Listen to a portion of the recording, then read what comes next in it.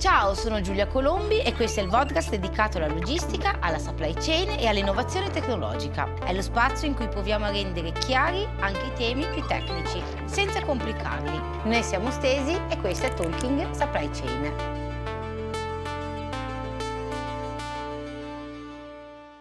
Oggi siamo qui con Alessio Pavan, direttore operativo di Stesi. Ciao Giulia.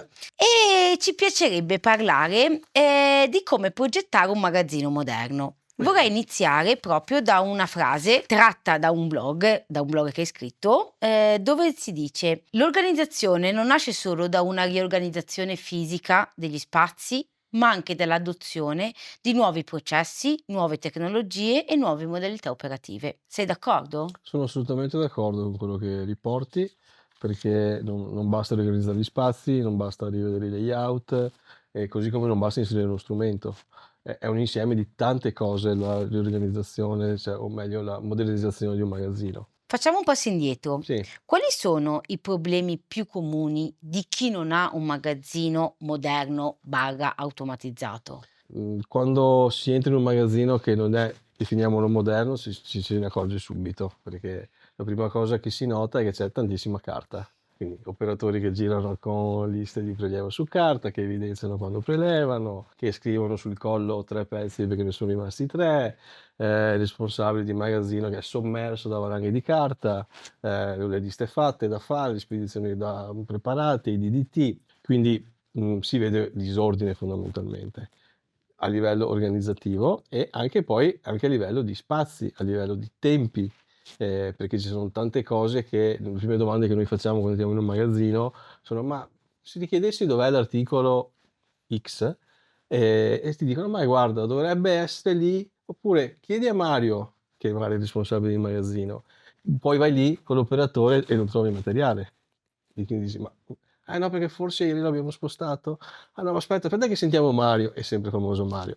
Perché poi in quelle organizzazioni di questo tipo, tipicamente tutto è demandato all'esperienza degli operatori, all'esperienza delle persone. E il famoso responsabile di magazzino che sa tutto, che ha tutto nella sua testa, che è una cosa fantastica, perché lui sa dirti esattamente dove si trova quell'articolo che ieri è stato spostato, però il giorno che Mario va in pensione, il giorno che Mario va a farsi le vacanze in Brasile e decide che tutto sommato lì non si sta male, e l'azienda è ferma. Quindi si nota da queste cose quando serve qualcosa in più che l'esperienza, qualcosa in più che il foglio di carta, e esistono strumenti e metodologie per risolvere queste problematiche. Che cos'è un magazzino moderno? Non basta l'automazione per dire che un magazzino è moderno, cioè, anzi, secondo me, per definirlo moderno di per sé, cambia proprio il concetto del magazzino. Cioè, quando un'azienda vede che il magazzino non vede più il magazzino come un costo, come ho il magazzino perché devo avercelo, ma come un asset strategico, ok?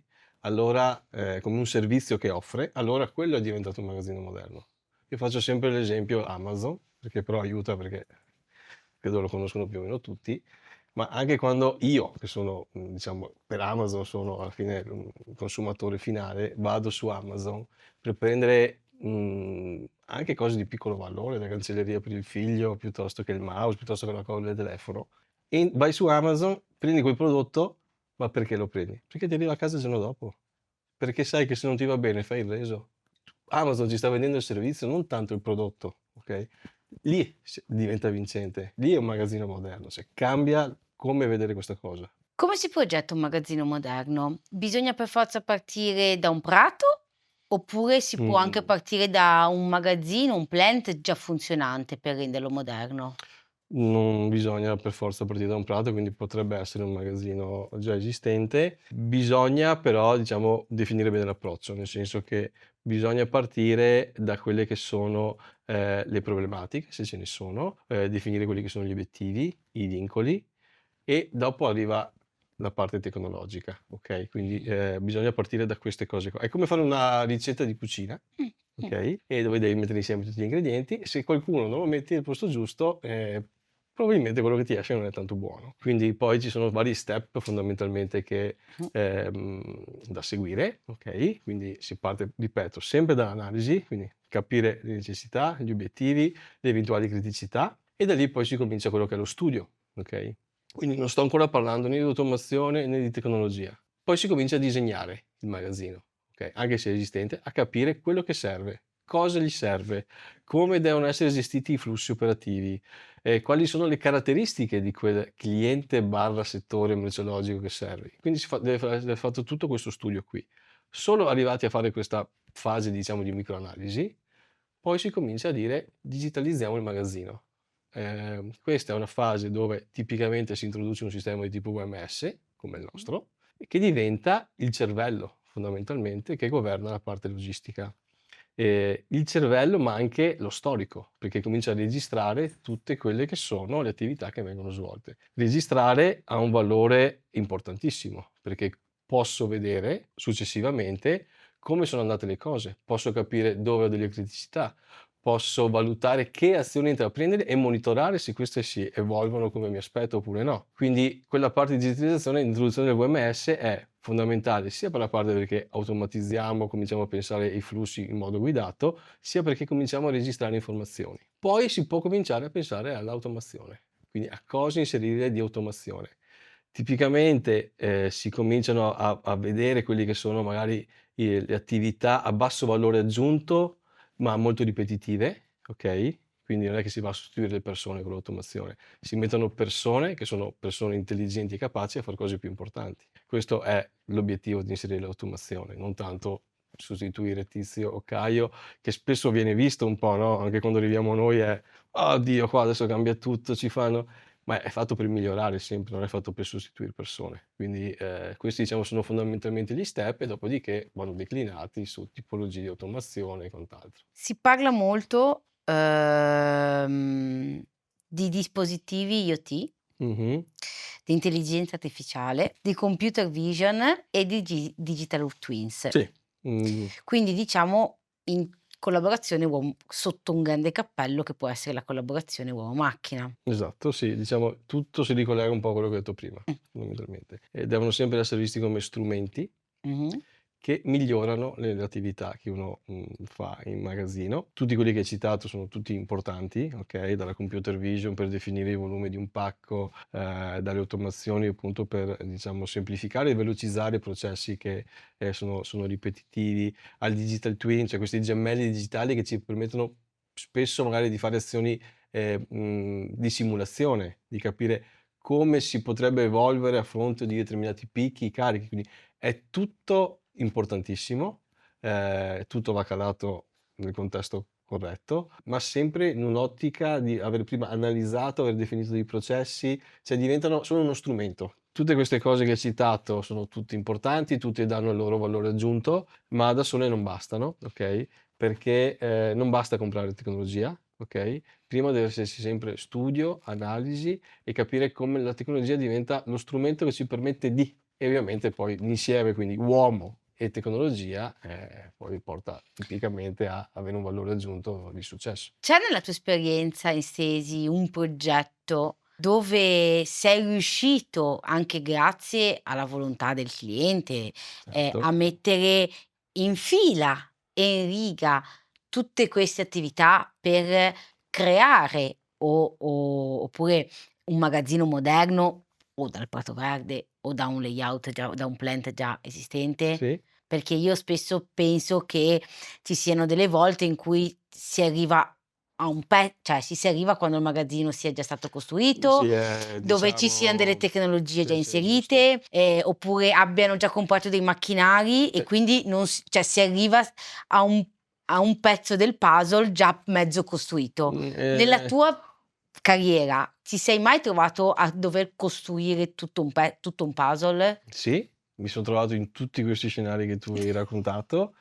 quindi spesso si arriva che manca solo un piccolo pezzo, poi andiamo su istruzioni di qualcosa. Ci capita anche di dire: partiamo veramente da un greenfield, quindi da un prato verde, e quindi con il cliente che dice: "Ho questa necessità, voglio fare un nuovo magazzino", e quindi diciamo quello che noi facciamo è mettere in pratica tutto quello che ho raccontato prima, sempre con molta attenzione però al cliente, cioè a quelle che sono le sue esigenze. È sempre un lavoro che si fa a 4 mani, non è che noi imponiamo delle scelte, vanno sempre calate su quelle che sono le necessità, anche il budget del cliente, voglio dire, perché anche quando si comincia a parlare di automazioni, sì, poi ci sono dei ritorni di investimento, però insomma è un insieme di tante cose. Citarne uno per citarne tutti, non so, nel senso ce ne sono diversi, però mi piace raccontare più che altro cosa poi è stato il risultato finale, più che altro. Ok. Faccio un esempio che siamo stati poco tempo fa da un cliente in visita con un altro prospect, ok? Io mi ricordo questa volta, la prima volta che sono andato da questo cliente, parlando con il responsabile della logistica, per capire un po' come erano organizzati, avevano un piccolo magazzino, dovevano fare uno nuovo. Ti ho chiesto, ma se io ti chiedessi questa spedizione qui, aveva un foglio con tutte le spedizioni, per quando è che la spedisci? Per quando è che secondo te è pronta? Forse domani, aspetta se mi arriva, aspetta che sento, ma no, forse dopodomani la spediamo. Vabbè, quindi un minimo di organizzazione diciamo c'era. Ti ho rifatto la stessa domanda quando ero lì con il cliente, raccontandogli prima sta cosa, gli ho detto, ma se io prendo, questa volta avevo una dashboard con tutte le sue spedizioni, e gli ho chiesto, cioè, se io seleziono questa a caso, quando è che secondo te la consegni? Domani alle 14. Questo è il valore che abbiamo portato, cioè lui sapeva esattamente come stava girando il suo magazzino, quindi adesso senza citarne nessuno, ma l'esempio dà più Ok. che concretezza rispetto a dire il nome di un cliente piuttosto che un altro. Ci sono delle domande comuni Sì? oppure dei falsi miti, vedi girala tu come Eh, vuoi la medaglia, mhm. parlando della progettazione di un magazzino moderno, delle tecnologie che devono o possono essere installate, a cui sei abituata a rispondere quasi quotidianamente. Allora, la prima che sentiamo spesso è che, ripeto sempre, e che l'ho detto tante volte oggi in questa intervista, ma che non basta la tecnologia, cioè, ma io faccio un magazzino automatico. Perché vuoi fare un magazzino automatico? Cioè, nel senso, non basta comprare tanto ferro e tanta automazione, quindi un po' scardinata questa cosa qua, c'è prima tutto quello che ho raccontato. Un altro falso mito è che, essendo tante volte arriviamo dai clienti e ci dicono, ma io ho già il mio VMS. Ah, di cos'è? Ah, no, ho fatto qualcosina sul gestionale, ma adesso ho qualche criticità. Allora, il mondo di gestionale e il mondo di VMS sono due strumenti che collaborano tra di loro, ma hanno compiti completamente distinti. Ok, quindi il gestionale va benissimo per fare tutta la parte di fatturazione, assolutamente cose che non può fare un VMS, come ci sono tantissime altre cose che solo un VMS può fare. Ed è tutto quello che sposa il fisico, è tutta quell'intelligenza che c'è sull'azione in real time. Cioè, il VMS non fa le cose, le decide man mano che queste vengono nel magazzino. Non è come qualcosa che registro a monte o a valle, ok? E quindi sono strumenti che hanno scopi diversi e quindi un ERP non può sostituire un VMS, come un VMS non può sostituire un ERP. Quindi quando noi ci troviamo di fronte a un cliente che ha esteso il suo gestionale, tipicamente andiamo a smontare quella piccola parte per dargli il beneficio di uno strumento pensato per lo scopo. Un altro falso mito, Sì? diciamo, è che uno strumento come il VMS serva solo a chi ha grandi logistiche, grandi magazzini, che a loro serve indubbiamente, questo non c'è ombra di dubbio, ma in verità serve anche a chi è più piccolino fondamentalmente, a chi ha un magazzino gli può servire. Pensiamo, non lo so, anche a chi ha una piccola cantina o un piccolo magazzino che magari deve servire sia il mondo B2B, quindi magari negozi piuttosto, o magari, scusate, più che il mondo B2B, il mondo, non so, Horeca, se parliamo dell'alimentare, e poi magari l'e-commerce. Sono due mondi completamente separati e portano criticità diverse. Preparare una spedizione, prendere un pallet e spedirlo non è come fare il picking delle 3 bottiglie di vino, metterle nel cartone con la confezione regalo. L'aspettativa del cliente finale è diversa. In un supermercato o consegni con questa data, con queste caratteristiche, mi porti la merce in un determinato modo o ti lascio là fuori la cosa, e anche se aspetta 3 giorni è una cosa programmata. Il cliente finale che compra sull'e-commerce è come Amazon che ho raccontato prima, io ordino oggi perché voglio domani.